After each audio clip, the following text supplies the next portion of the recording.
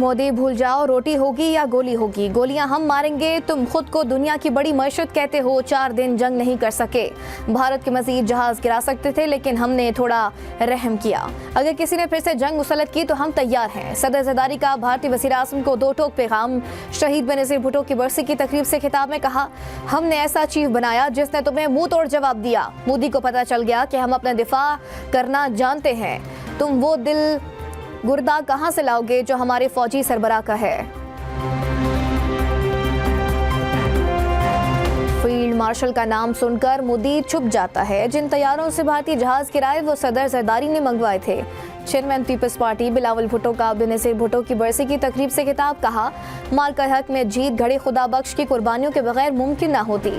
घड़ी खुदा बख्श की कुर्बानियों से ही पाकिस्तान एटमी कुव्वत बना था। 27वीं तरमीम से मुतनाज़ शिकों को निकाल दिया गया। और नून लीग के वफ्द की घड़ी खुदा बख्श में सदर ज़रदारी और बिलावल भुट्टो से मुलाकात। बेनज़ीर भुट्टो की बरसी पर फातिह खानी। पीपल्स पार्टी क़यादत का बरसी में शिरकत पर नून लीग के वफ्द से इज़हार तशक्कुर। सदर ज़रदारी ने वफ्द भिजवाने पर वज़ीर आज़म के लिए नेक तमन्नाओं का इजहार किया है।